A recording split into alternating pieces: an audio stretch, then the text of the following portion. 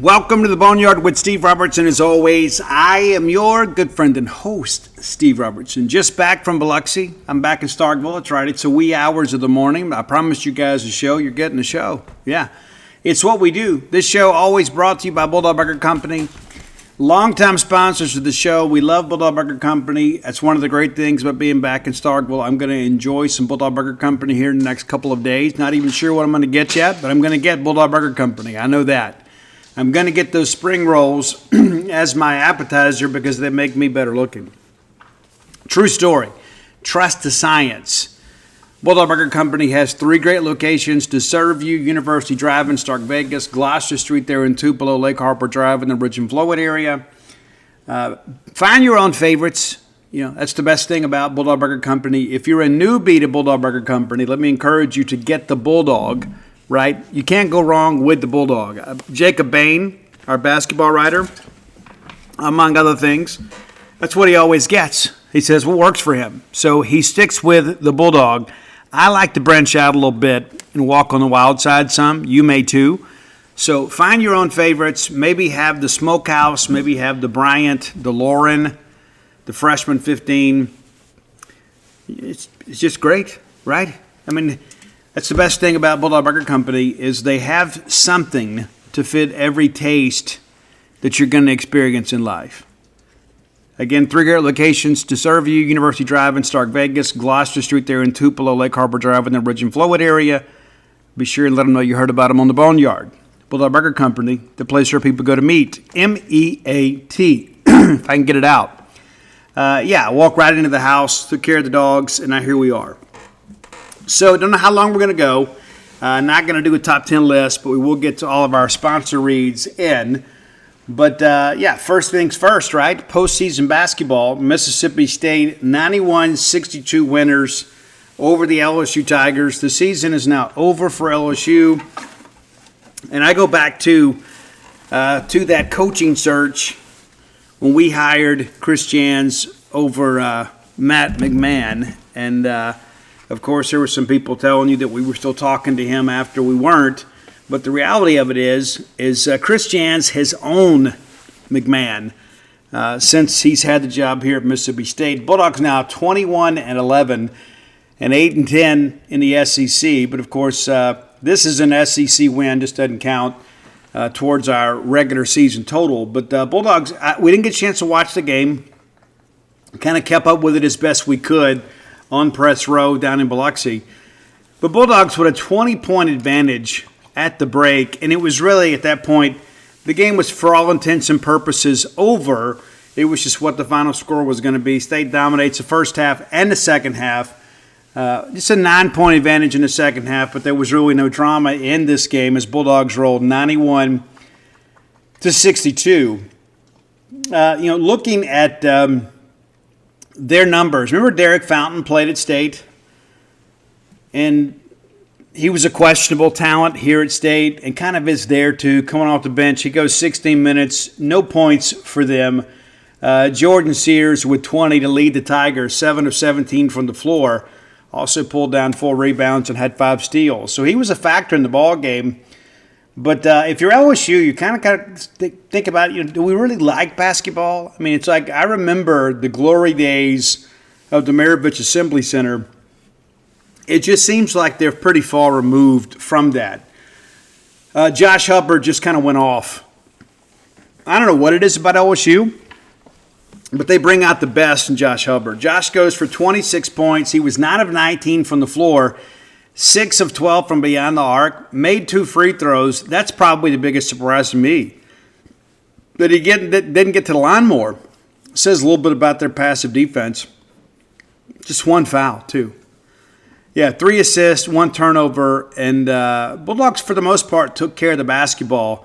Had some problems there in the post, it appears. Michael Nwoko with 4 turnovers, also had 8 points in 13 minutes of action. Fouled out of the game, as did Riley Kugel. Slow start for Riley, too.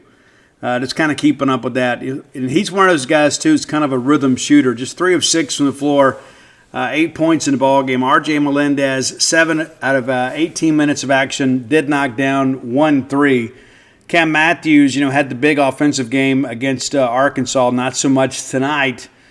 Just 4 points in 24 minutes, but 5 rebounds, 4 steals too. There's a reason Cam Matthews makes the all-defensive team. But a lot of Bulldogs got into the scoring column tonight. Murph, not a big night for Murph, which means he's probably going to go for double-double tomorrow. 9 points and 6 rebounds tonight, 22 minutes for him. Sean Jones Jr., a good offensive night for Sean. 9 points, 5 rebounds, and always, splendid defense. You know what to expect from him. Claudio Harris off the bench, pitches in 8. Martavius Russell even getting some points here. 7 points in 9 minutes of action for him. Delquan Warren played 16 minutes, also got a couple of baskets. Yeah, it's always good to see, right? Harrison Alexander, Jeremy Famina. Bulldogs empty the bench on the Tigers. So, again, we are safely in the tournament, and every win we get just kind of solidifies that. But, good win for the Bulldogs. We'll play Missouri tomorrow night, 6 p.m. Of course, Missouri with the single bye. Let's take a quick look and just kind of wrap up the day in SEC basketball. It's an exciting time of the year, and for some teams, the season is now officially over. It's officially baseball season there and officially spring football, not to mention your Bulldogs will begin spring practice here in about 5 days. So excited about that. But let's look at the SEC tournament bracket and kind of see how it looks right now. Many of you, once State got done playing, you're like, I'm done. South Carolina gave Arkansas all they wanted and then some. I had lunch today at the Half Shell there in Biloxi. Every time I go to Biloxi, I eat at the Half Shell. It's just one of those things, and so many great Bulldogs I saw there today. It's so conveniently located. To Keesler Federal Park, the home of the Biloxi Shuckers. And so you can eat there, and it's like 2 blocks away from the stadium. And so we were kind of keeping up with Arkansas and South Carolina. I told you guys I thought this game might be entertaining. South Carolina and Arkansas on a neutral floor. Well, the Razorbacks win it by 4, 72-68. So the season now officially over at South Carolina. What will the Gamecocks do? It's one of those things you kind of begin to ask yourself. And nowadays, I don't think you're going to have the run on coaches the way you used to. Just with all the rev share and that stuff going on, people just aren't going to be willing to fork out those buyouts that they did ordinarily. Unless somebody steps up and writes a check specifically for that, it's just not going to happen. Texas takes down Vanderbilt 79-72. So it's probably over for Vanderbilt, probably. One would think maybe they get in the NIT. We'll see. LSU season is over. And Oklahoma takes out in Georgia in a minor upset, 81-75 there. So looking ahead to Thursday's action, at noon Central, Ole Miss and Arkansas. That's an 8-9 game, and we're certainly pulling for the Razorbacks there. But again, Ole Miss safely in the tournament. We just don't want them to have anything to feel good about. Rivalry game in Game 2, the afternoon matinee, 2:30 Central. It's Texas and Texas A&M. That could be interesting. Texas has some dudes. I mean, they do. They can get hot and make a run in this tournament. We mentioned the 6 p.m. game, Mississippi State and Missouri, and then the nightcap, Oklahoma versus Kentucky. Now, waiting in the wings with the double bye, waiting for the winner of Arkansas-Ole Miss is Auburn. Waiting for the winner of Texas and Texas A&M is Tennessee. And then waiting for the winner of our game is Florida. And then Oklahoma-Kentucky's winner will advance to play Alabama. And it's a thing, too, as crazy as this year has been, do you think the chalk is going to hold in the quarterfinals? I don't know that I could say that. It really didn't today, right? State is the only team. Well, I guess that's not fair. Arkansas was, too. But, minor upset, Texas over Vandy. It's a 13 versus 12 game. And then Oklahoma, a 14-11 game. So you've had two lower seeds, or two higher seeds, no matter how you look at it, that have already had minor upsets on Wednesday. And so what will Thursday bring for us? Well, it remains to be seen. We're hoping that a 10-7 game, a Mississippi State win over Missouri, and you guys may remember, those guys came in here and walloped us pretty good. So Chris Jans shouldn't have to say a whole lot to motivate this team to go out there and play Missouri, not to mention what a quality win that would be right here at the most important time. Going into the tournament, State had lost 4 of 5. It's ironic the last 2 wins over LSU. Yeah, the one in that 5 was the home game here in Starkville against LSU, and then we get them again today almost by 30 points.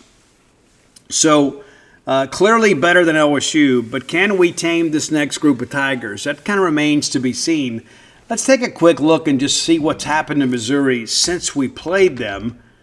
You remember those great Missouri-Kansas games? You remember how much fun those were? I mean, if you were a fan of college basketball, that was one of those things, when Missouri joined the conference, people were like, nope, they're never playing it again. Well, they did. They ended up playing it again. But it's just so interesting, that such a great rivalry. And it always felt like when the Jayhawks went to Como, no matter the quality of their season, it was a tough night. Yeah, tough night. Missouri now 21-10 overall, but they have lost 3 games in a row. So maybe we are getting them at a good time. We'll see. But I really felt like they absolutely ambushed us back on February 1st. And that's 6 weeks ago. That's like a whole year, in college basketball terms in many respects. But you go back and look, pretty balanced scoring for them that night. Caleb Grill led them with 20 points. Tamar Bates, one of their stars, had 14. And Josh Gray pitched in 10. But you had about 9 or 10 players get into the scoring column.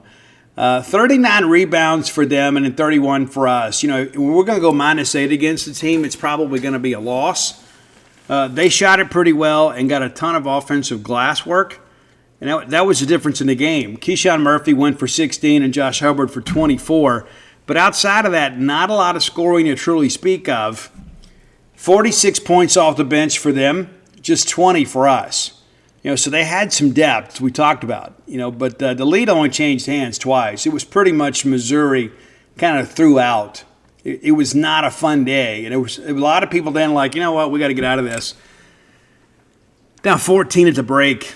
Yeah, 45-31 at the break. And then in the second half, you needed to go out there those first few minutes and kind of begin to chip away. We just never really did. But, that was a big win for Missouri. And so now we get them again, much different circumstances. So after they beat the Bulldogs, they went to Knoxville and lost by 4. And people said, hey, these guys are still for real. Well, then they lose at home to Texas A&M, a team that State beat. Well, they lose to them by 3. It's back when A&M was ranked 10th in the country. And then they rebound from that after a 2-game losing streak, and they take down Oklahoma in impressive fashion, 82-58. We've played that Oklahoma team. Granted, it was on the road, but still. Well, then they go to Georgia, and they take care of Georgia by 13. Of course, Georgia eliminated from the SEC tournament today. And then a wild one in Como as Alabama goes in and wins 110-98. It's like an old NBA score. They go to Arkansas, lose by 7. We kind of know what that's like.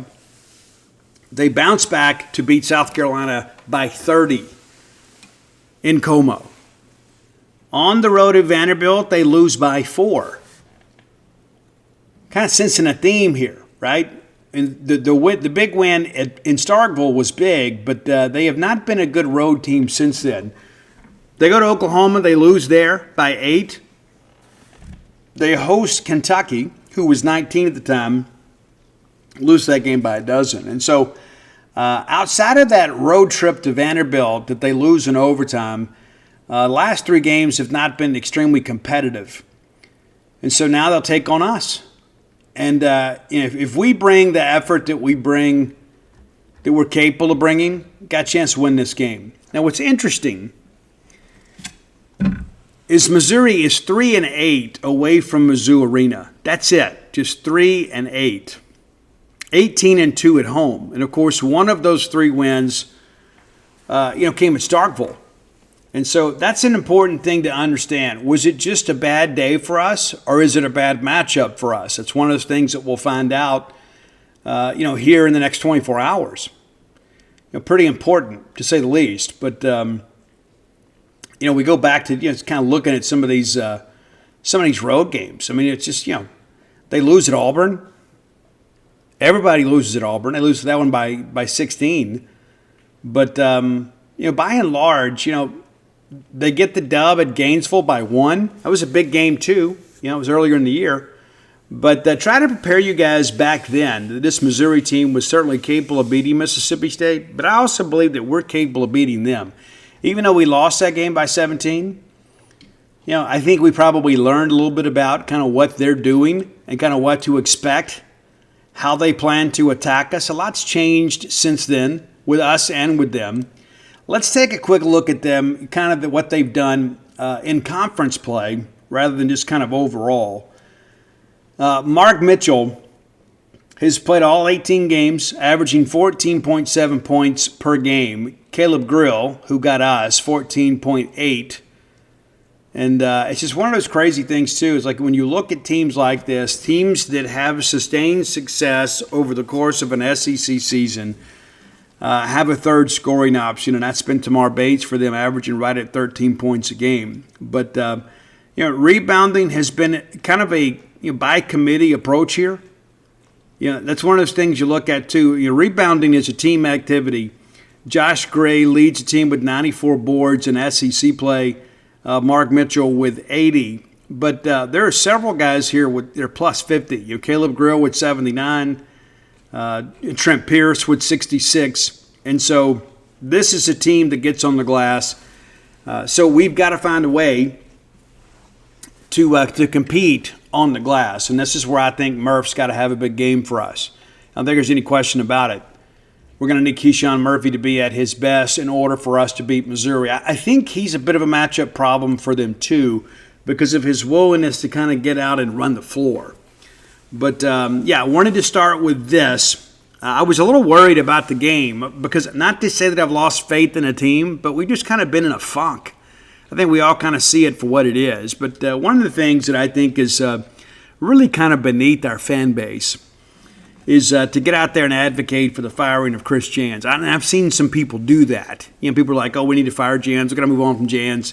And guys, I'll be honest with you. There have been times this year I was like, I'm proud of where we are, but is Chris going to be able to take us a step further? I still believe that he will. There have been some days, obviously, when things like the Missouri game is one of them. That was a really low point for me this year because I thought, hey, this is a chance for us to get a quality win against a team that may not be as good as their ranking indicates.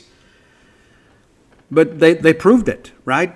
And so, it was tough. It was really tough. And, we bounce back at times. I've tried to be the voice of reason when I can. But I believe this is a team, again, that is still capable of getting out of the first weekend of the tournament if we get the right matchups. Now, early in the year, I'm thinking, hey, we can get to Sweet 16 because we're probably going to be, seeded, probably, 5 or 6, maybe 4, right? That's kind of what I was thinking. I don't think that's the case anymore. So a lot of it's going to depend on, hey, we got make the tournament, win game 1, and then we'll figure out the rest of that thing.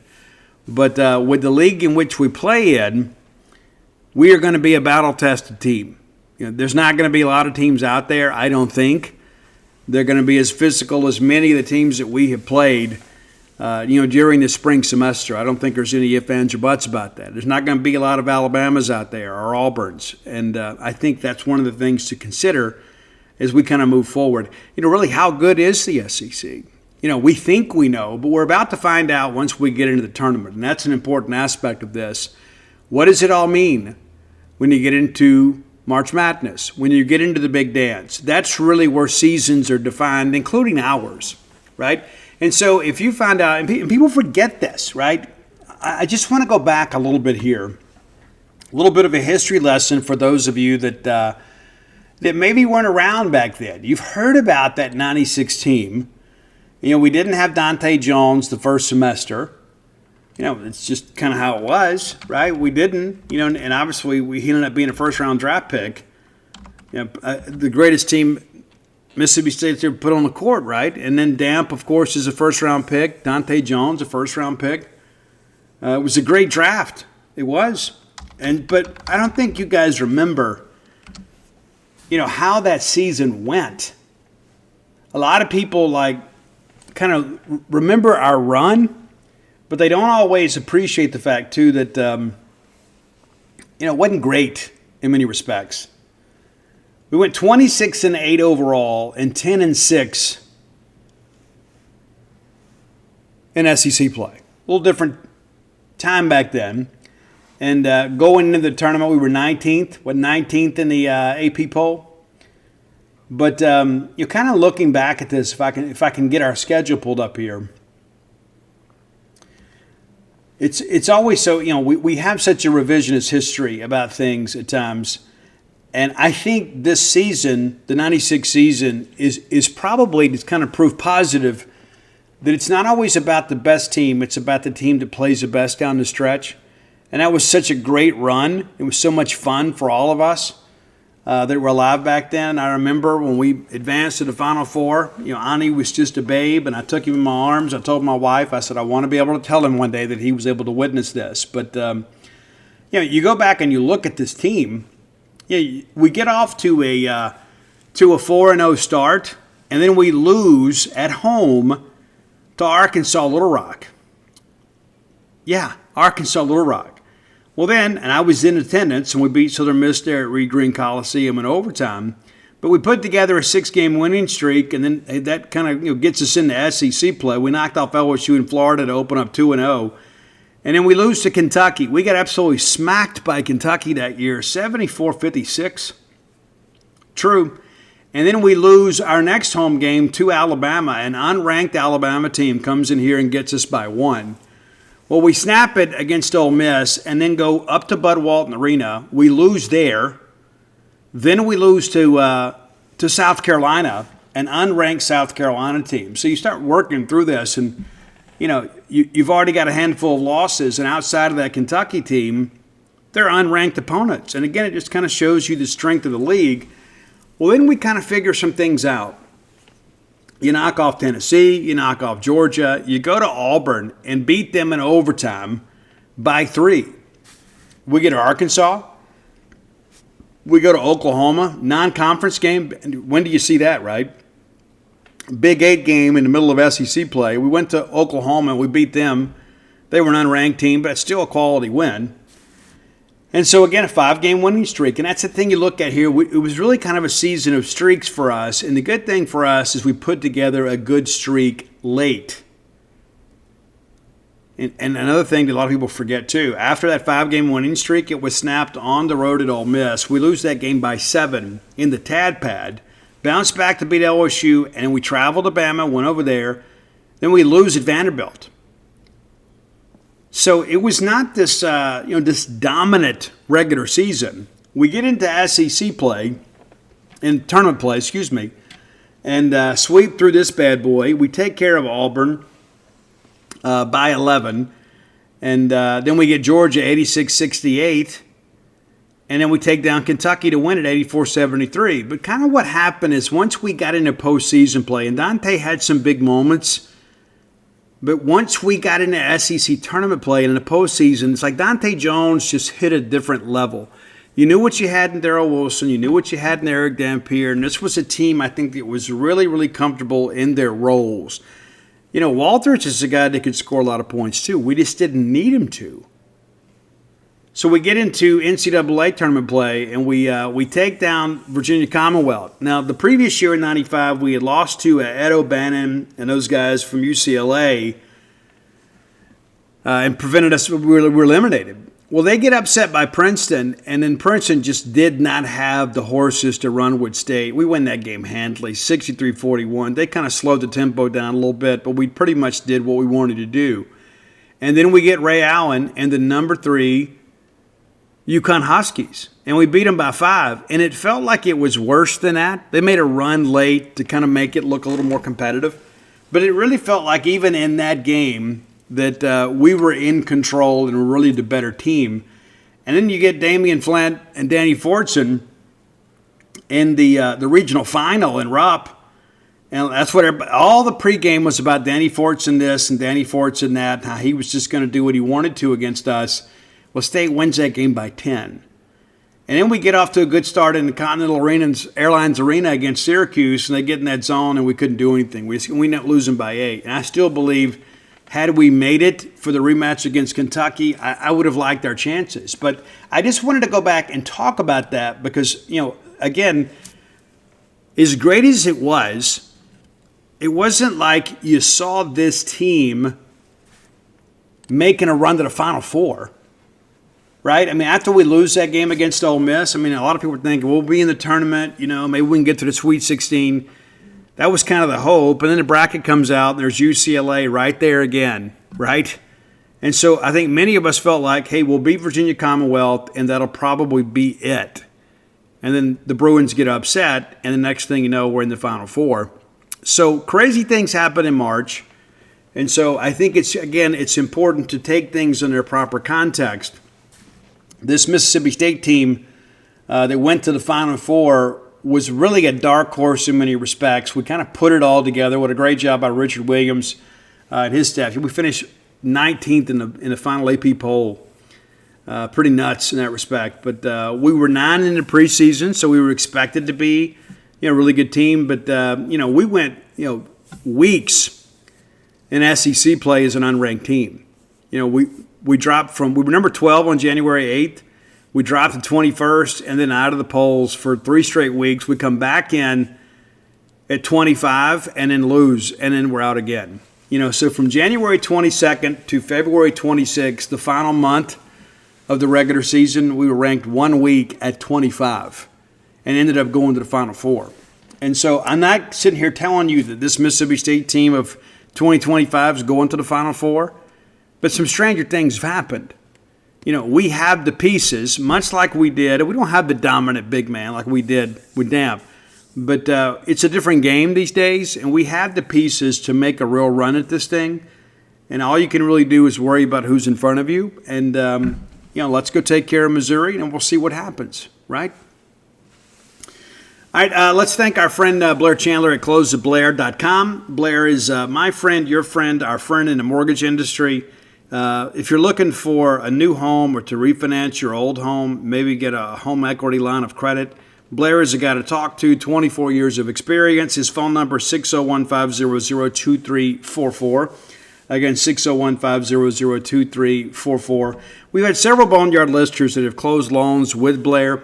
Perhaps you can too. He can get you to the closing table when so many other people can't. And so hit Blair up on his line and get his 24 years of expertise working for you. Whether you're looking for your first home, your next home, or your retirement home, Blair Chandler is the only name to know in mortgage loan origination. And get that pre-qualification letter. You'll be glad you have it.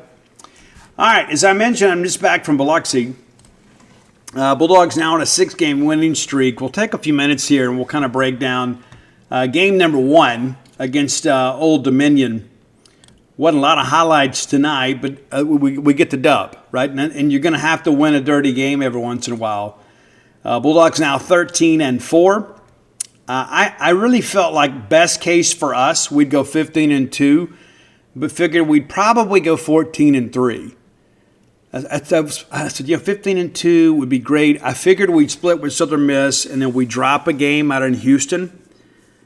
Well, we're a couple games behind that, right? I didn't think we'd lose to Troy. I thought we'd get 2 out of 3 in Houston. That's kind of what I expected. So we're a game or 2, I guess, behind what I expected. But again, Bulldogs 6-0 now. We're 10-1 at home and 0-1 in true road games. And we'll see how things kind of go from here on out. We lose that game at Southern, but again, outside of the Oklahoma State game, I think that's the only one that got away from us. And even though we came back and had the tying run on base in the 9th, that's the one game I kind of look at and say, yeah, they just had a better day than us on that day. But let's take a quick look back at the Old Dominion game. Again, State wins 9-4. But it really felt like, kind of going into this thing that I wasn't worried about it, but I was a little concerned. You know what I mean? Just because of the fact this Old Dominion team had played such a difficult non-conference schedule. Now, you played on the road at Georgia Tech. You played on the road at Auburn. And so you look at that number and say, they're a 4-9 team coming in here. They're, Steve, they're bad. But I don't know how bad they are. They're on the road all the time. And as if you read the article when I interviewed Coach Finwood, they're constructing a new stadium. And so as a result, they're having to play every game on the road. Very, very interesting dynamic. But, State gets out to 1-0 lead. They tie it in the fourth, and then State explodes there in the home half of the fourth to make it a 6-1 ball game. And from there, State, for the most part, cruised. The sixth inning was a little difficult for us. Dane Burns, probably the only appearance he's had this year that he probably wants back. And give Chase Hungate a lot of credit for coming in, kind of putting out the fire. Bulldog defense makes some plays behind him. There were no scoring in the final 3 innings of the game. State 9 runs on 10 hits and 1 error.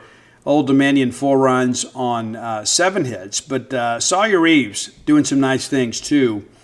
And that's another, again, we talk about the luxury of having some depth in this lineup. And it's so interesting, too, looking at pitching. I really thought that Evan Sierra did it exceptional. I really did. And Evan has yet to allow a run this year. He goes 3 innings, allows no runs on 2 hits. He walks 1, strikes out 5.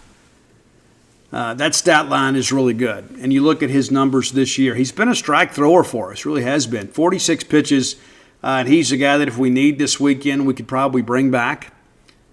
It's an important aspect of this. Mekhi Grant comes in, and we talked about kind of stretching him out a little bit. The very first pitch that he throws, an opposite field home run to tie the ball game. He ultimately becomes the pitcher of record because State scores all those runs in the bottom half. But he goes 1 2/3, 2 hits to 1 run. Of course, the 1 hit, one of the 2 hits, and the run all come on 1 swing.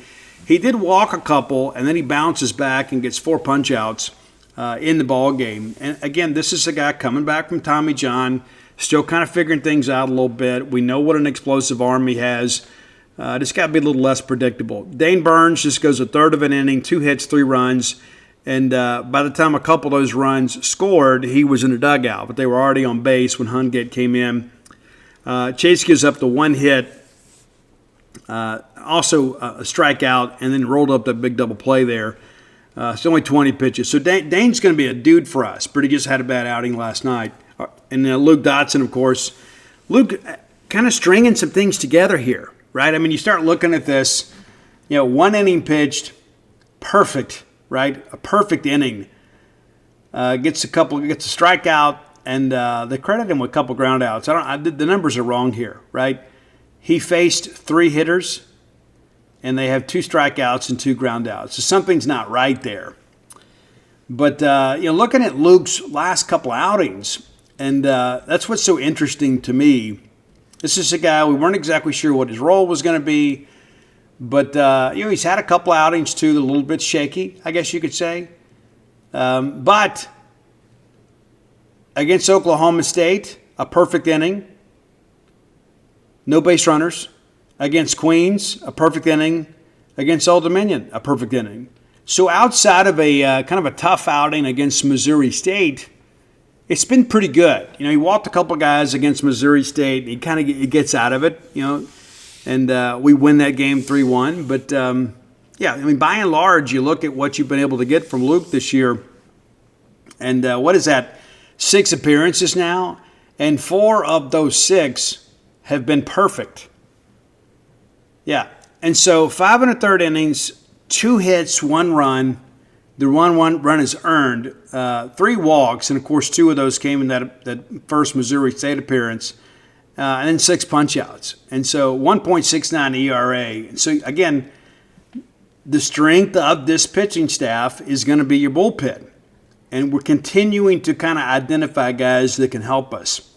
Really no question about that. Nate Williams, filthy again. I mean, just absolutely filthy. And I remarked to Nemeth again just, as we're covering the game on Tuesday night, I said, Nate Williams was a guy after the fall, we weren't even sure he was going to make the roster. Not even sure. I mean, it's just crazy. And he strikes out the side in the ninth. It wasn't a save situation, but how many times have we had a guy in recent years, maybe since Landon Sims, Tyler Davis had some moments, I guess, but you said, you know what, this guy can go out there and just get you 3 punchies. And he did. Looking at what Nate's done this year, too, and again, just talking about putting bullets in the gun here, he said 5 outings, and he goes 6 innings. He went 2 against Queens. It's absolutely ludicrous, these numbers. So in 6 innings, and by the rules of baseball, that's 18 outs.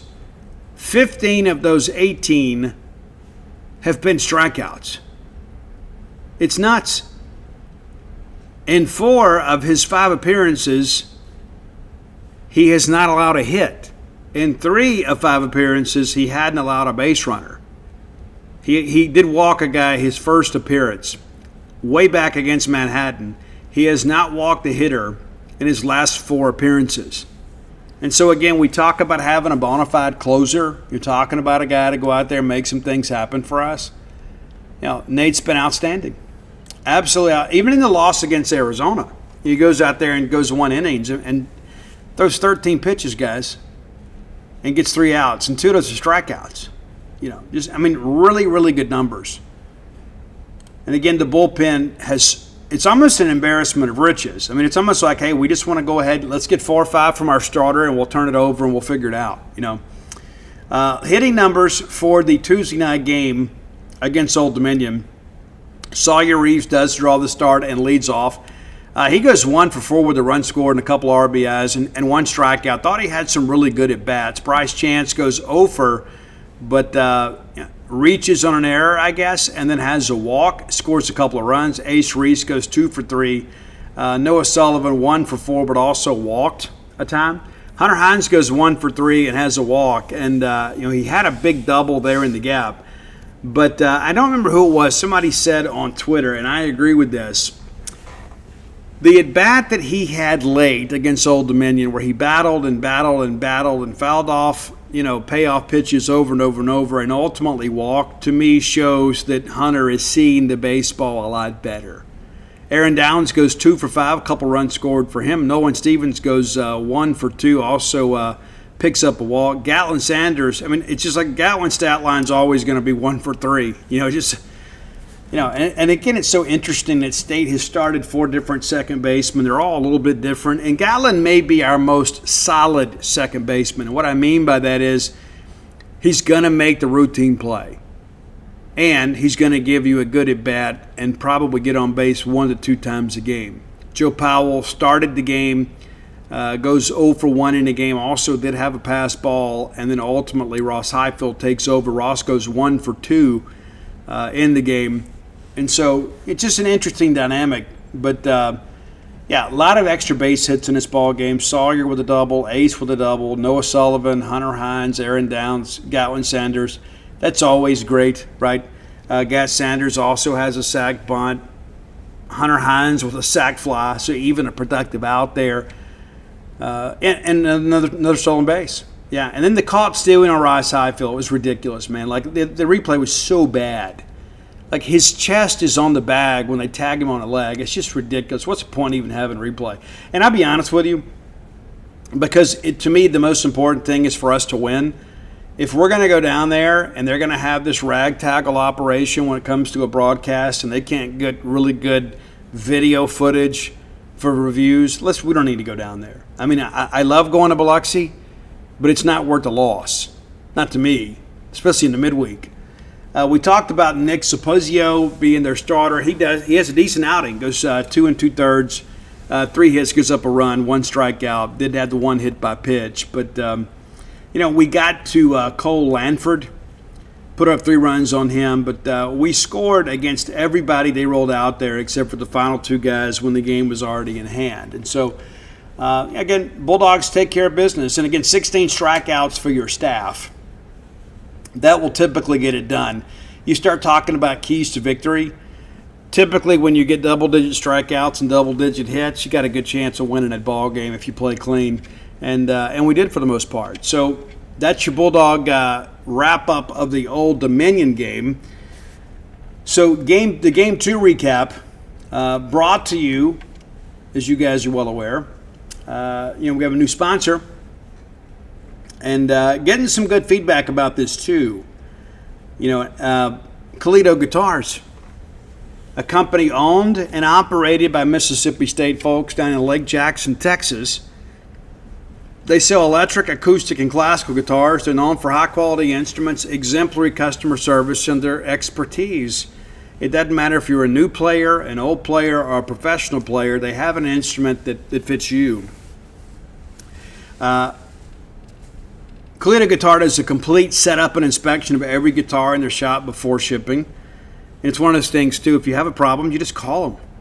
It's not like you're dealing with some big conglomerate where you're going to call up and they're going to put you on this never-ending cycle of on hold and transfers. You can call them direct at 979-297-4733 and visit them at ColitoGuitars.com to kind of get a good sample of what they got going on. And they just do it right? And it doesn't matter like if you need gear too. It's not just instruments, right? They do guitar strings, cases, gig bags, pretty much whatever you need. But to give you some incentive to do business with them, by being a Boneyard listener, if you use promo code BSR, you know the name, BSR, Beautiful Steve Robertson, you get a 10% discount for being a Boneyard listener, and you get free shipping. If you live anywhere other than the state of Texas, you don't even have to pay sales tax. On top of that, they're going to make a 5% donation to the Bulldog Initiative / Bulldog Excellence Fund off your purchase. So you get the discount, you get the free shipping, and chances are you're going to get no sales tax. And then on top of that, you're helping Mississippi State. This is Mississippi State guitarists and guitar families buying guitars from Bulldogs, who in turn ship you a high-quality instrument and then donate a portion of the proceeds to your favorite university. What could go wrong? Again, that's Colito Guitars. Okay, so at CALIDO Guitars. So tonight's game, Wednesday night's game, it's Thursday morning now. Interesting game. And I'll be honest with you, the game of baseball surprises me sometimes. I really thought this may be the game that we kind of get away from them.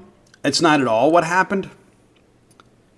I thought, hey, we'll get through this starter. He's a guy that didn't even pitch last year, had not started this year. He was really good against us. And, of course, our numbers, our analytics show that he had a very, very good change-up, and he did keep us off balance with it. But it's a scoreless game until the third. State scratches one across, and then in the fourth we score another one without the benefit of a hit. They get a run back there in the fifth, and everybody kind of tightened up a little bit. But from there, the Bulldog bullpen just kind of shuts them down. Both teams with 4 hits in the ball game. Nichols makes an error that proves to be very costly. Yeah, very costly. We'll go back and kind of look at the scoring here. As I mentioned, pitching, Noah Sullivan I thought was really good. To watch his post-game interview, you'd never know that he was, for the most part, pretty dominant, right? But Chance opens up with a walk, and then from there we can't do much with it. And even though heads-up base running by Bryce, they go over to the shift, and kind of a dumb front moves in there on the third baseman. He lingers basically over to the 6 holes. Bryce just takes off and still third without a throw. And then Hines lines one out to right field, and it's a dying line drive, and the guy makes a leaping, diving catch, and then dislocates his shoulder and has to leave the game. It wasn't the only time Hines got robbed of a hit, but that cost us a run. I mean, that ball gets down. It's a 1-0 ball game in the first, and who knows how the complexity of things look. And Noah Sullivan goes right back. It goes 1-2-3 in the first, 1-2-3 there in the second. State goes 1-2-3 in the second as well. And then in the third, Sullivan gets a little bit of adversity here. You get the foul out to Hines, and then back-to-back singles up the middle, and then we get a line out to center and a fly out to right. And one of the things I liked about Noah Sullivan being on the mound is just kind of pitch efficiency. You know what I mean? He's not up there working deep into counts. He's attacking hitters. And a lot of change-ups from him, too, kind of getting a lot of pop-ups, a lot of soft contact. And that's a guy that's going to be able to help us. And I think if tonight is any indication, he's a guy that could probably go out there on the weekends and maybe give you a couple of innings. Well, bottom of third, we have a chance again here, too. Sanders walks and Cup singles. We got runners at first and second. We get the sack bunt down, and Ace Reese comes up and does a job, right? You want to elevate something and maybe get an RBI sack fly here, or at the very least, a ground ball to second, gets a run home from third. That's exactly what he does. The run scores. And then Sullivan flies out to right. But it's a one-empty ball game, and it's just, it's really good baseball there. You get the walk, you get the single, you bunt them over, and then you drive them in. I mean, just, really, really good manufacturing the run there. And we bring in Nolan Stevens, and any time that you don't see him starting right, you should expect him to pitch. He gets back-to-back comebackers and then walks a guy and then gets a K swinging. We get to the fourth here, and this is when little did we know kind of what was going to happen here. Hines lines out to left. Again, a diving catch by the left fielder to Rob Hunter Hines. But, again, clearly he is seeing the ball well. Dawgs gets the swing and bunt here. And they throw it like 5 feet over the first baseman's head. And then they're like, hey, he's in the running lane. And here's the thing that I would say about that. They're saying he was out of the running lane. He was in the running lane, but also, too, this was not a ball in the circle. This ball is basically on the green grass between the mound and the plate. So you have a throwing lane there. It's not his fault you overthrew it. Now, I don't fault the coaching staff from Nichols for at least having a discussion with the officials. But Downs goes around the second, and then O'Brien grounds out to short, and Downs takes third, and then a wild pitch allows him to score. And it proves to be an unearned run, even though State still kind of rallied here and back-to-back walks, and it really felt like we had a chance to kind of break it open here, but we didn't. Ground out to short from Cup finishes it. But not a lot going on here until the fifth. And, again, walks will kill you, but they're part of the game. We get Melanson to strikeout swinging, lengthy at bat there, and really good for Stevens, just kind of bear down and get it done. And then we walk Westcott, and it's a fly out, and you think, okay, we're done here. And then Irvin singles to left and tries to stretch it into a double, and great throw to second. He was out easily, but the run scored, and it was close. He did score. But, he has to cross the plate before the third out is recorded.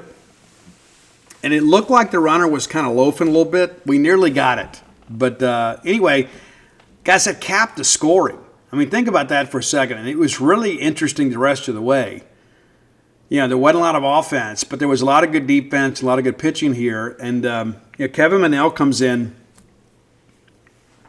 gets a ground out to third, and gives up a single. And then there's kind of a bouncing ball to the left of the mounds. He ranges over and kind of throws across his body, but throws a perfect strike to the bag, and it's a 1-6-3 double play to get out of it. Really athletic play there.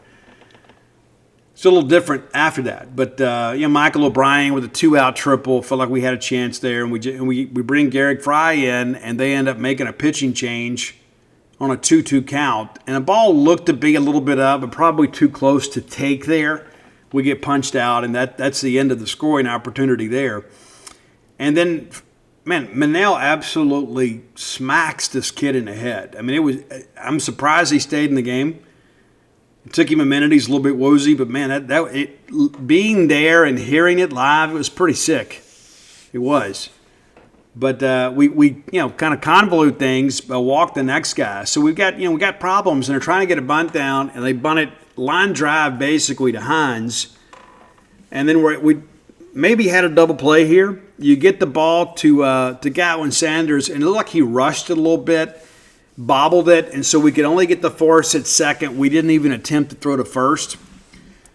But it didn't come back to bite us as Monell gets the K. In the seventh, again, we have a chance here, it seems, but like all this kind of happens with 2 outs, and we couldn't get the big 2-out base hit to get him in. with 2 down, Bryce walks, still second, and then Reese walks on 4 pitches, and they change pitchers. Of course, they bring in Dalton Hill, who is a weekend guy. And again, it kind of shows you how serious they were about winning this ball game. They bring in one of their weekend guys who has been a starter, and he walks both hitters that he face. But they bring in Poirier and give the kid some credit, man. He could throw that breaking ball in any count. And so kind of part of the deal here, and we bring in McPherson, and they say that he hit the guy early. I don't know that he did. We didn't get a good replay in the booth, but we challenge it. So that's a tying run, and it's a leadoff hitter. And then what do you know? We think they're going to bunt, and it ends up being a pass ball. So the runner's at second, so they get the benefit of the bag without sacrificing an out. And this is where I thought McPherson just kind of bowed up. He gets Jan's number 2 hitter to strike out looking on 3 pitches. That's an 0-2 fastball, too. He's just like, you know what? Are you looking for a waste pitch here? Hey, waste this.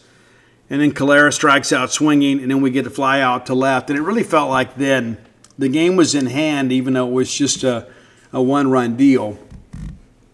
And again, we grounded to double play the end of the 8th. But then McPherson comes out there. We get a ground out, a strikeout. They pinch hit. And this poor Mallard kid they brought in there, he had absolutely no chance. He was completely overmatched by McPherson.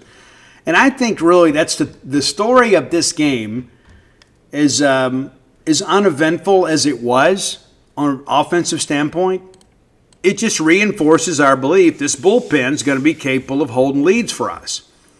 And again, I thought McPherson was outstanding. And really, we pitched it pretty well.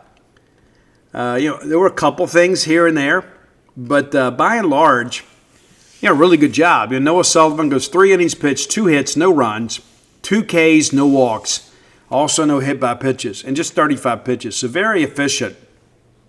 When you're averaging 10 to 12 pitches an inning, you're going to pitch deep in a lot of ball games. Nolan Stevens comes in, goes 2 1/3. 2 hits, and, of course, the run. Kind of an unfortunate situation there, but that's just kind of how baseball is sometimes, A couple of walks, got to do better there. Walks will come back to get you. Kevin Monell, he had the 1 hit by pitch. Also had a walk, but kind of defended his own way out of adversity. So 1 2/3 of an inning, you're starting to see Monell kind of become a bit of a factor. And even if he's just a factor in midweeks, he's a guy that can eat up some innings. And Ryan McPherson, absolutely filthy. 2 perfect innings. I guess that hit by pitch. After the hit by pitch. 2 innings pitched, no hits, no runs, no walks, 4 Ks. And again, that last kid, it's freshman on freshman, but it didn't even seem like the same kind of baseball. McPherson just throws 25 pitches, so if we need him to come back at some point this weekend, he should. But as a staff, there's 123 pitches. Well, they only throw 125, but there's, half an inning less because they don't have to throw the 9th inning. But Nuno Parachi, we talked about him. Our scouting report on him was dead on, and you can read those for free in the midweek. Going into SEC play, our scouting reports on pitchers are going to be VIP content. A lot of good comments on our scouting reports on pitching. We have some good analytics on these guys, and we knew that Nuno Parachi's changeup was going to be a plus pitch. It proved to be in every aspect, and it got a lot of guys out on their front foot and got some soft contact. He only had the 1 punch out, but a lot of pop-ups for sure. But again, they defended well, we defended well, and at the end of the day, their error ultimately cost them the ball game. And after having to play kind of a spirited game on the road at Tulane, I just didn't know what they'd have left. And give that staff and that Nichols team a lot of credit. They fought 8-11. Again, Bulldogs now 13-4. We will preview Texas on Friday. We'll take a look at them on Friday. But I do want to take kind of a look back here at the baseball scores that you may have missed the last couple days. And there are always some that are worth mentioning, even if you already know about them, right? There's always some that were worth celebrating, right? Because we love when we win and teams that we don't like lose. Kind of part of the deal. We can be haters too, right? That's just, I'm not going to apologize for that. I'm a Mississippi State guy. I'm a Mississippi State guy first and foremost, and I just really want to apologize for that. Other people, they struggle with that. They feel like, well, Steve, we should like everybody. No, we shouldn't. No, we shouldn't. You can do what you want to with your life, but we're gonna cheer for Mississippi State, and that any loss that another conference team has that benefits us, we're gonna celebrate that. Okay. Okay, so let's take a look back at Tuesday's scores. Georgia slips by East Tennessee State, and ETSU is 12-4, guys. Did you know that? They may end up in a regional somewhere wrecking somebody's bracket. But Georgia wins 8-6. They actually got out-hit in that game 10-5. Interesting. And remember the University of West Georgia game at Tennessee? Well, Tennessee wins 4-2. And I think one of the things that bears repeating, because sometimes people think, oh, we only beat Nichols by 2. Well, Tennessee, as great as that Tennessee offense is, was held to 5 hits. And they beat University of West Georgia. Not Georgia. West Georgia, 4-2. On Tuesday night, Ole Miss gets done in 14-5. And, guys, they jumped all over them. Man, this thing was a 6-0 ball game before anybody got comfortable. To give Ole Miss some credit for kind of battling back, but then South Alabama answers. The Rebels now fall to 14-2. And so we'll see what happens next. Vandy embarrasses Valpo. Valpo now at 3-9. Vandy 14-3. I think Vandy's fool's gold. I'm just going to say it for right now. They win 12-0, but I just, I don't see it. Florida, the rivalry game, they beat Florida State 7-2. And that was in Tallahassee. Yeah, how about that? And typically, these games have gone against Florida. We knew Florida was going to be good this year, though. Northern Illinois goes to Kentucky. They get beat 9-2. Of course, 9-4 in the state game. Auburn 6-1 winners over UT Martin. One of the things you're not seeing is a lot of 10-run rules or mercy rule games. People think it only happens to us. But Alabama scores 3 in the ninth to beat UAB in Birmingham 6-3. They had 15 hits in that ball game and scratched out 6 hits. And it took them 3 runs in the ninth to win that game. Pretty crazy, huh? Alabama actually gets up 3-0 in the game. UAB comes back to tie it. Arkansas goes to duration with Central Arkansas. 9-2 ball game. They actually got out hit 7-6. The Bears fall to 5-9. Arkansas now 16-1. Here is one mercy rule game. A&M, congratulations to the Aggies. They're now number 19 Aggies. They're a weekend away from being out of the rankings. 14-0 winners over Prairie View, who's now 4-13. Texas played a midweek game against Texas Arlington, and it was a very nip and tuck game until late. It was 3-3 in the 8th inning, and then Texas scores 4 in the 8th. UTA gets 1 in the 9th to make it 7-4. So hardly a dominant performance by Texas. And again, how good is midweek pitching around the country when you've got top 10, top 15 type teams that are struggling to score runs? LSU mercy rules Xavier 18-4. Tigers very efficient. It was 17-0. 3 innings in. That's your Tuesday night scoreboard. Let's take a look at Wednesday. Of course, your Bulldogs take care of Nicholls State 2-1. South Carolina 7-1 winners over Georgia State. Oklahoma holds off a late charge from Louisiana Tech to win 9-5. Guys, this was a 7-1 ball game after 3. And then eventually a 9-1 ball game, and then Tech just kind of chips away, and then just kind of ran out of time there. But that's your scoreboard update over the course of the last couple days. And again, we'll take a quick peek, at the schedule. There are no games on Thursday night as everybody's getting ready for SEC play. And again, we'll preview these more in depth on Friday's show. But opening SEC play, Kentucky goes to Georgia. 19-1 Georgia. And, of course, playing there at Foley Field, the offensive numbers are going to be big. It's not going to work out as well other places, but, that's a series you're playing at home. So if you're Georgia, you have to win this series. Florida is at Tennessee. What a great marquee series right out of the gate involving two top 10 teams within our league. Of course, Texas comes here. Alabama goes to College Station, Texas. Guys, I will not be the least bit surprised if Alabama goes in there and takes that series. Not at all. I think this A&M team is in a lot of trouble. They're hoping to get Caden Sorrell back this weekend, but you and I both know he still won't be 100%, but they're desperate. They've got to find a way to get him in. Vandy goes to Auburn. I told you guys beginning of the year I thought Auburn might be a team that maybe overachieves or maybe outperforms their preseason ranking. I still think Vanderbilt is fool's gold. Vandy going to Auburn, and I know what's going to happen. Some people, like if Auburn wins this series, people are going to be like, oh my gosh, look at this. I don't think it'll be a surprise because I don't think Vanderbilt's better than Auburn. I think they're actually pretty evenly situated. The only thing that separates them is the ranking. That's just my honest opinion. Oklahoma goes to South Carolina. I think that's going to be interesting. I think, number one, I think South Carolina got off to that hot start. I think Oklahoma really hadn't played anybody.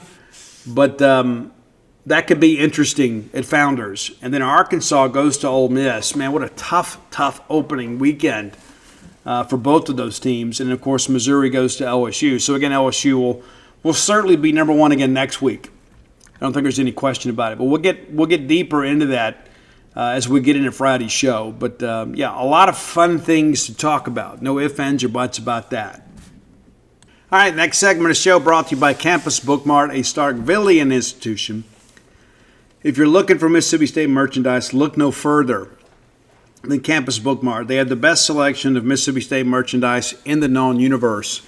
Miss Kathy Brown does an excellent job outfitting that operation with all the merchandise you need, whether it be apparel or gift ideas. Diploma frames, always a great gift idea this time of year. Always be thinking about that. If you have a graduate coming up in your family, get a timeless gift. The diploma frame from Campus Bookmart. If you can't make it to town or see their smiling faces, you can visit them on the World Wide Web courtesy of Al Gore's Internet at campusbookmart.net. Use promo code BSR to get free shipping on all orders over $75. Any order less than $75, absolutely incomplete. Okay. Had to kind of send out the bat signal here in the last 24 hours. And want to make you guys aware of something that maybe you are unaware of. Your administration is aware of this. In the state of Louisiana, there are a couple of bills that are pending in the state legislature that impact college athletics in a major way. I don't know if these bills will pass. I suspect they will, though, at least in some form. And they relate to revenue sharing. Now, a lot going on with the new NCAA model. The Power Four conferences kind of said, hey, we've got some things in front of us that we can do to kind of change the way we do business. That's a good thing. Part of the penalties on the enforcement side is reducing people's revenue sharing cap, which just means you're going to cheat more, right? I mean, that's kind of what we see. You can make all the rules you want. That's why people cheat. They don't think the rules apply to them. But it's interesting to see what this new model will look like. But these bills are interesting. There is a bill that is pending before the Louisiana State Legislature that would eliminate income tax for college students. Now, it's interesting when you consider the financial ramifications of that. Now, a lot of that obviously is centered around student athletes, but they can't just do it for student athletes or it would be considered an impermissible benefit in the eyes of the NCAA, which would constitute an NCAA violation. Right? Now, it's kind of interesting. You say, well, this would be state law. So how does all of that work, right? The NCAA is a voluntary organization, and you agree to play by their rules, even though some of those rules are being challenged in the litigation process of our court system at this point. But, who makes the most money among college students? Well, it's student athletes, right? And so that would give the state of Louisiana and in turn LSU a huge benefit. It's like, hey, you can come here and our NIL package would be tax-free, whereas you get the same deal at, say, Mississippi State, and then you've got to pay taxes on that. And so that could be could really kind of tilt the playing field in their direction, even more so than it is now. That's something to really watch. The second one is a little more complicated. They're looking to redirect money from sports betting to the in-state schools for NIL and rev share to pay players. So, what exactly does that mean? I don't know where the Gaming Commission comes in. I don't know how much of that money they're going to be willing to give up, but that's a bill. I haven't seen how it's structured that would say, hey, gambling is legal in Louisiana, and some of the money that is taken in by the Gaming Commission would then be filtered down to players. And so they're getting awfully creative over there in Louisiana. And so we talk about the need for federal oversight, and we talk about the need for a new model when it comes to rev share and recruiting and enforcement. And all of these just kind of fly in the face of that. These bills on their face are being introduced to assist schools like LSU when it comes to recruiting student athletes. And so I can tell you, your administration knows, all the way up to Lee Hall, the Bryan Building, many of your state legislators now know. And so it's something that we're tracking as an institution. And many of you right now, you've got NIL and rev share fatigue. You're like, Steve, this is ridiculous. I agree it's ridiculous. This makes it even more ridiculous that they're going to find a way to fund rev share through in-state gambling and then in turn make those monies that are payable to student athletes tax-free. You talk about kind of upsetting the apple cart when it comes to rev share and NIL, not to mention it's going to help these schools, budgetarily because of the fact that, as you guys know, the schools have to pay the rev share, right? And so one of the things that some of our fans have talked about is like, hey, the Excellence Fund is really kind of getting the school off the hook here. Well, of course, every dollar they take in, a portion of that has to go to rev share up until the cap. And so basically what LSU and their friends in the legislature are saying is like, hey, we understand that this new $21, $22 million line item that we didn't have last year is going to impede our ability to compete facility-wise. And then when you begin to think about, hey, we may have Title IX issues down the road with some more legislation, so let's get ahead of this and give ourselves a bigger pool of capital to work with so that it does not hinder our ability to continue to build and to renovate our existing facilities. That's basically how this thing sits with us. And so we've got to be prepared. And this is something where our state legislators have to kind of help us here and be proactive. If these bills are going to pass in Louisiana, then similar bills need to be passed in Mississippi to ensure that our in-state schools are not put at a competitive disadvantage. It's an important thing to understand. You got people out there, they're lawmakers, and if you've ever lived in Louisiana, you know as well as I do, just about everybody in the state legislature is an LSU fan, even if they're not LSU educated. There's a lot of people that went to Louisiana Monroe or USL because of the fact that either they couldn't get into LSU or perhaps the financial package on an academic scholarship was better there. Or you have people, of course, that went to Tulane, which is considered the best academic school in the state. And they're already doing some things with the John Tulane Scholarship to help supplement.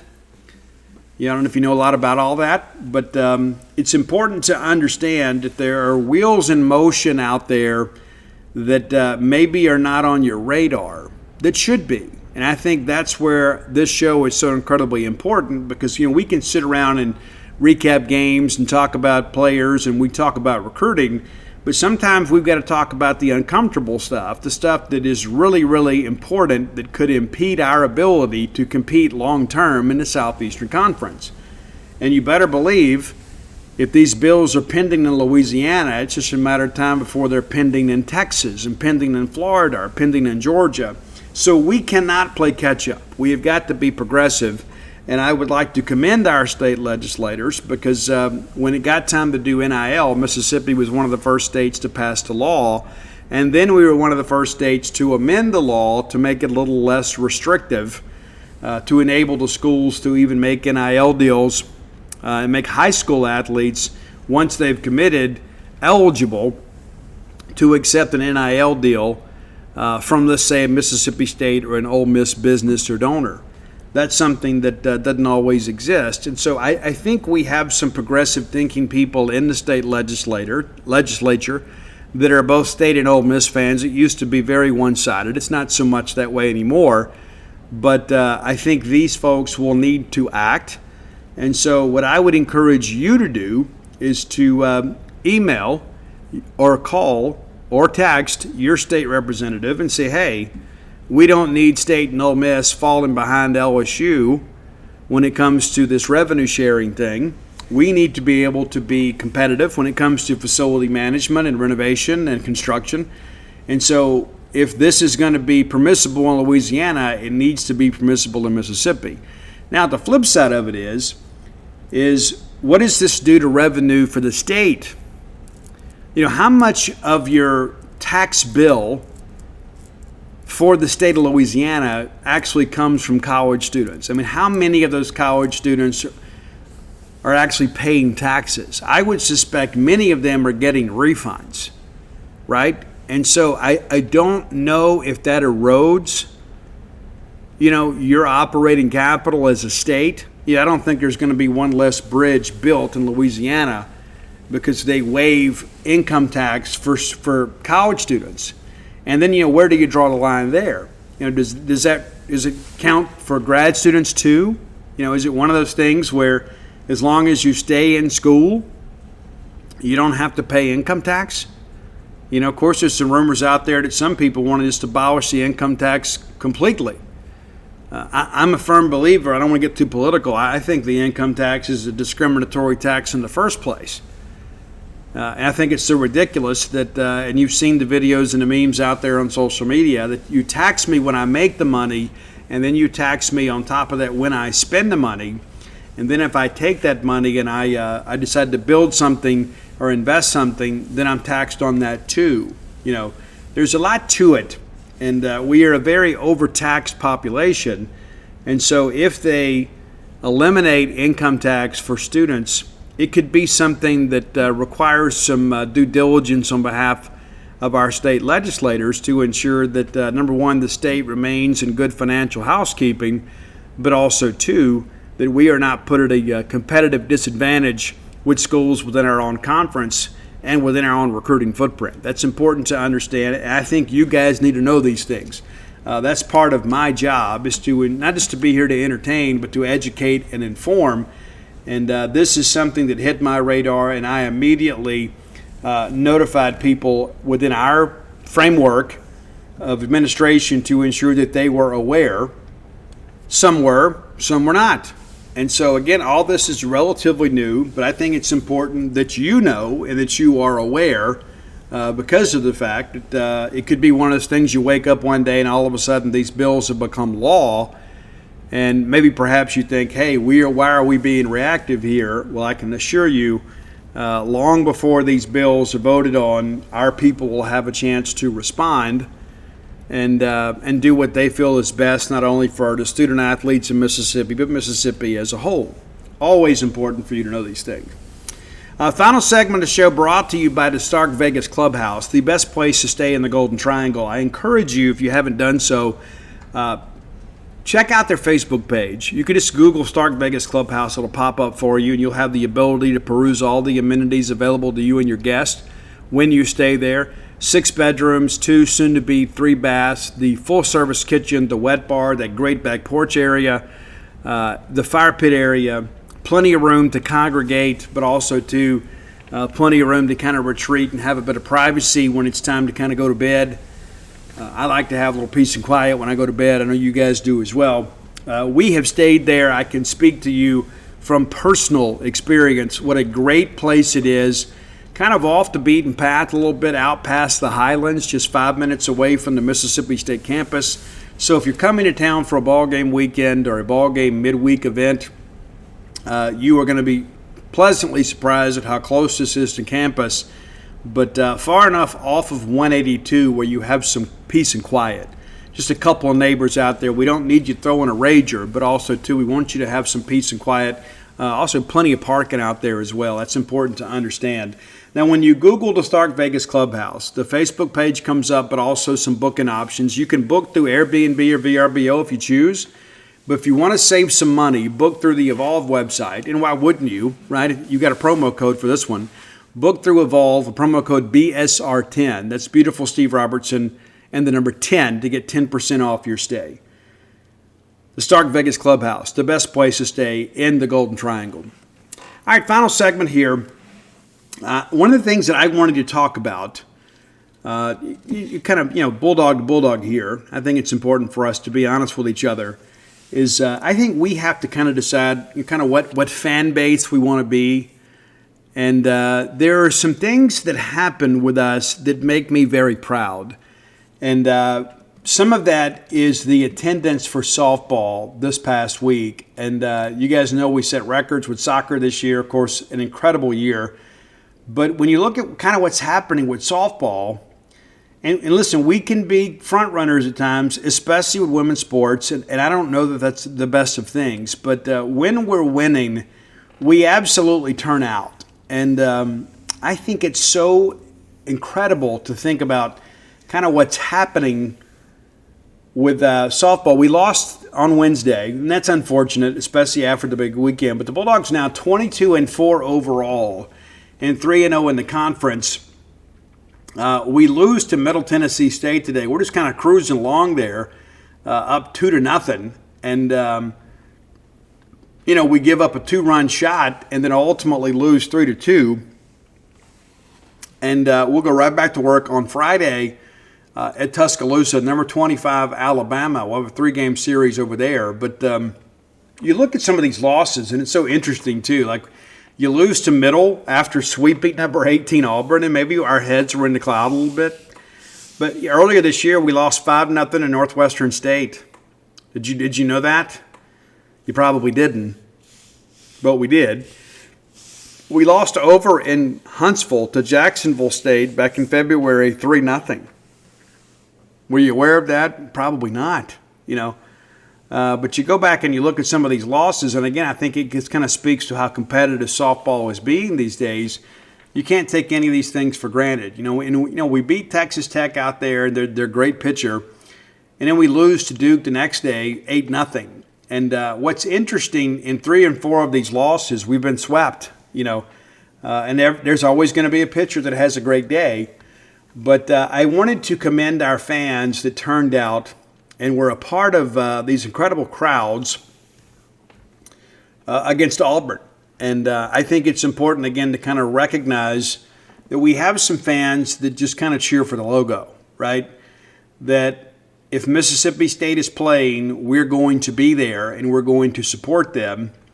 And I think that's an important thing. I know that Sam Ricketts was like, hey, I wish these fans were here all the time. We're not going to get greedy about that. But, again, I want to tip the cap to all of them. Now, this week in Biloxi, I say weekend because, it feels like I've been gone for a long time. The crowds in Biloxi weren't great. They're really good, but they weren't great. And they weren't sellouts. And we had a lot of crowd over on our side of the field, on our dugouts. But, We typically sell it out. I thought the crowd, at its far expanses of the grandstand wasn't great on Tuesday, and it wasn't great on Wednesday either. Less there on Wednesday. Now, to be fair, we got a lot of people that would have been there ordinarily that are in Nashville. And so there's so many times, and I think it's so important to understand this. If you want the Bulldogs to continue to come to Biloxi, we've got to sell those events out.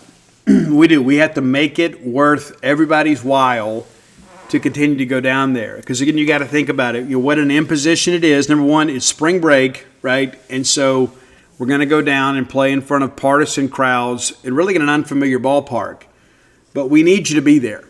We do. We really need you to be there. And, one of the things, it's just kind of going on now, you have the spring break tournaments, right? We had, I think, over 100 high schools down on the Mississippi Gulf Coast this week.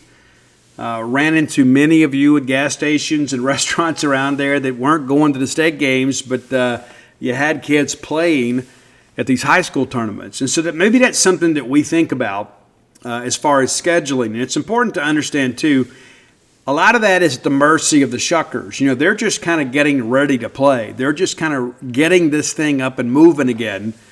And so there are people there that are part of that organization that they're just now kind of starting their job.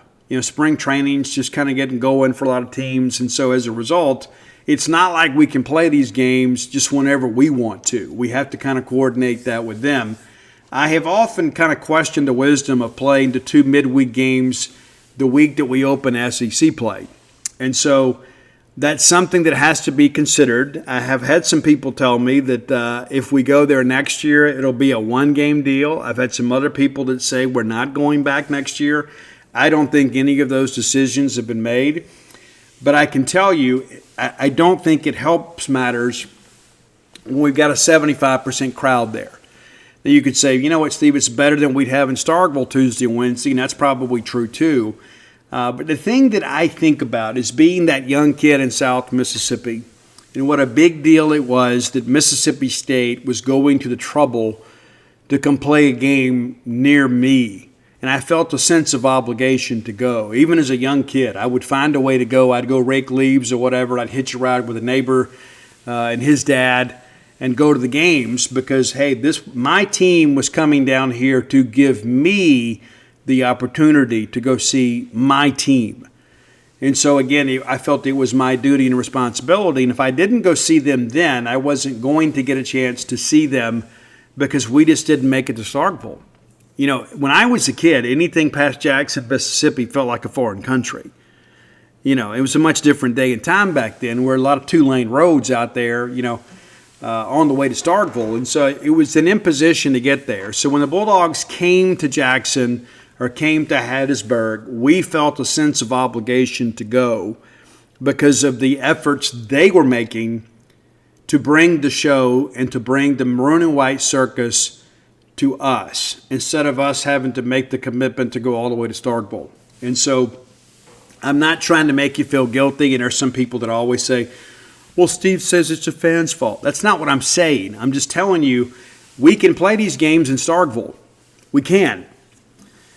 And we'll probably have the same results, if not better, in Starkville. So when we come to your town, I think it's important that you show up. And that's one of the things we kind of discussed among ourselves Tuesday night. And we talk about playing that basketball game in Tupelo, and all due respect to the folks in Tupelo, if people will drive to Tupelo to watch the game, they'll drive to Starkville to watch the game. I don't know if we shouldn't go play that game on the coast. Right? Don't you think we would really pack it out, playing a basketball game on the coast? I mean, do you play in the Gulf Coast Coliseum? I don't know. But there's probably a way or a venue that we could play down there, and the novelty of all that I think would be really important. And so I share that just because I think it's important, again, for us to be honest with one another. Every year we go down there, the crowds are great. They weren't great this week.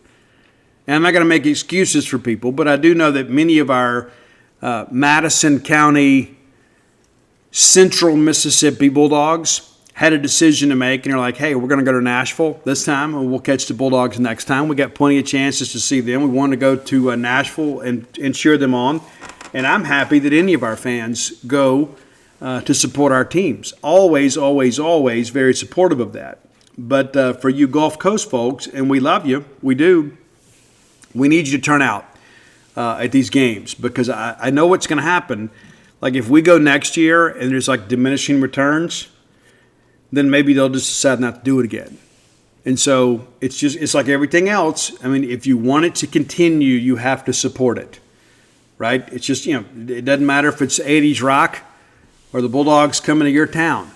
You've got to make it worth their while to continue to do that. Because at the end of the day, Mississippi State is under no obligation to go play these games in Biloxi or go play that game in Jackson for basketball, or go play a game in South Haven or Tupelo. Nobody is required to do that. They do that for you.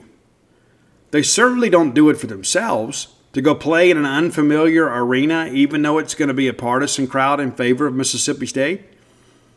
A lot of times you do it for recruiting.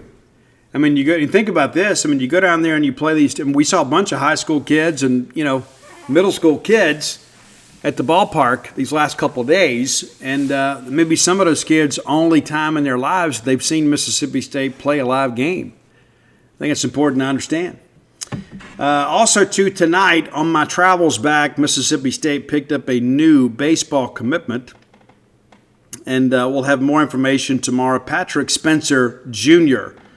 From Greenville, who is a freshman at PRC, one of the best junior college programs in the country, 6'3", 215-pound right-handed pitcher, has committed to Mississippi State.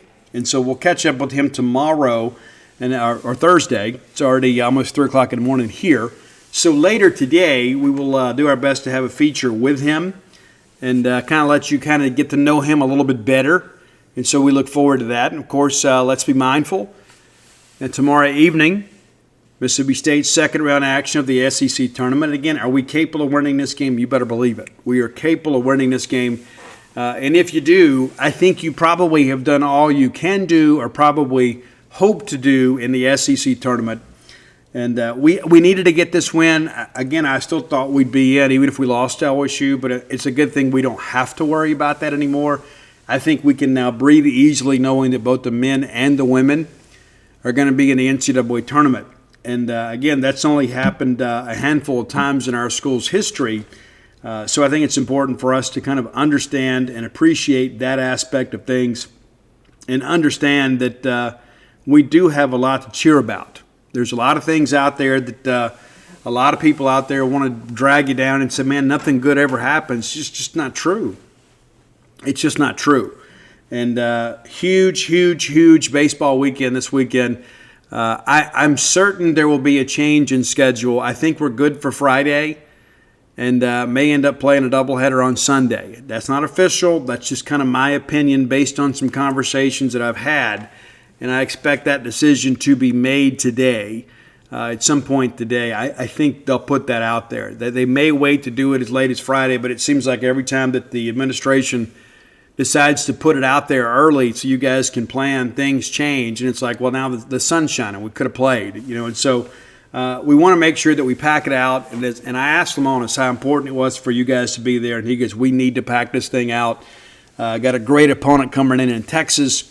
And we'll be back tomorrow, Friday, to kind of preview that and preview the SEC baseball weekend. And, of course, what we'll probably do, too, is kind of plan ahead for the SEC tournament.